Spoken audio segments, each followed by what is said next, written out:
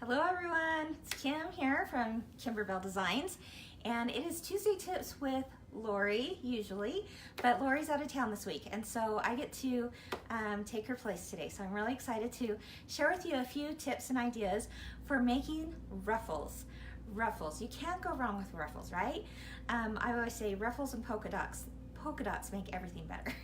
So I combined the two with this design. This is the Trick or Treat Smell My Feet. It's the little tea towel, and this is a tea towel that you're just going to absolutely love making. Very fun and unique. And this design comes from Broomhilda's Bakery. So I know many of you out there are doing the Broomhilda's Bakery quilt right now, and this is one of those extra projects. So there's the machine embroidery version. If you don't have it yet, check with your local quilt shop, and the sewing version. So whether you machine embroider or sew, you're going to be able to use the same technique I share with you today on ruffles for either one of those projects or any other ruffles in your life.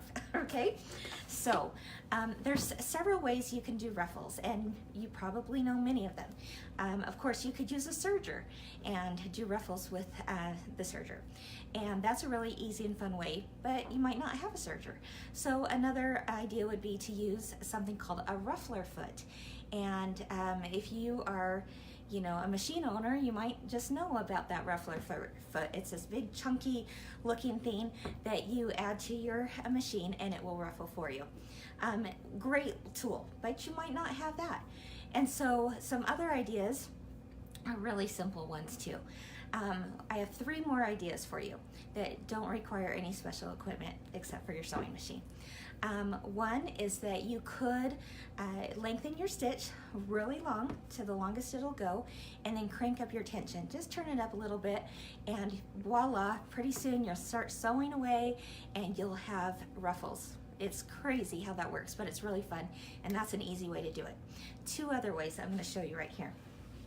So we took these fabric strips here, and I'm going to show you the old-fashioned way, I guess I would say, before I learned another technique that I know you're going to love.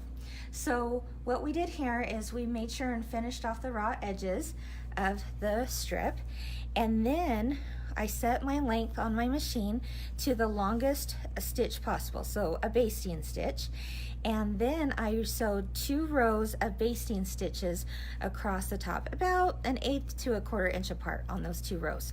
Then you keep your bobbin thread long, okay?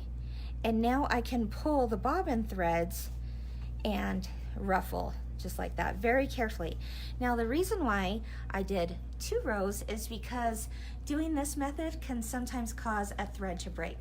So it helps prevent, if one thread breaks, you have a backup plan here by having the strength of 2 threads being pulled. So you can see that that definitely works, and you can make it as tight or as loose as you want. But now for my favorite technique. It requires something that every person should have in their sewing kit. Yep, dental floss. You heard that right, dental floss. Maybe some of you have done this before, but dental floss is not for flossing my teeth when it's out my sewing machine. It may smell nice and minty, and it's going to make your project smell a little minty too, but it's the fastest, easiest, and kind of really cool way to do ruffles, and let me show you how easy that is. What I did is I just took this strip of fabric and again finished the sides, the edges already, but then I'm going to take a piece of dental floss that is a little bit longer on each side than my strip, and I'm just going to lay it down here, and then I'm going to, I already did this here, I don't know if you can tell, but I have my dental floss laying there flat, and then I set my my stitch to be the widest zigzag and the longest length it can possibly be.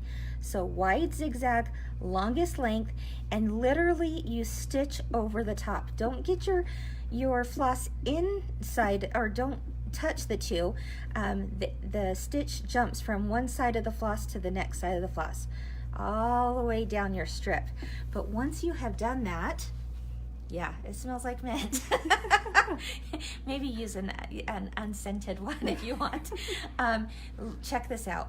Look how nice that gathers those ruffles. And it's so slick because the floss is really strong and thick, and because it's also smooth, I mean, this just slides like butter. Check that out. Isn't that great? So anyway, you can do that. Now, a lot of people will ask, how do I know like how long to cut my fabric strips at when I go to ruffle? A pretty good rule of thumb is 2 to 3 times the area that you want to cover in the ruffle. So if you want more ruffling going on, then make it a longer strip, maybe 3 times. If you want less ruffle going on, like I did in here, I think I did it about 1.5 to 2 times the length that I needed. So anyhow, once that was all done, the 2 layers of ruffles, as you can see here, we ruffled that one, we added that one, and then we added the Kimberbell pom-pom trim and tassels to it, and voila, you've got a fun little tea towel. So that's all. That's my tip for this Tuesday. Join us next week for Tuesday Tips with the actual Lori. Bye.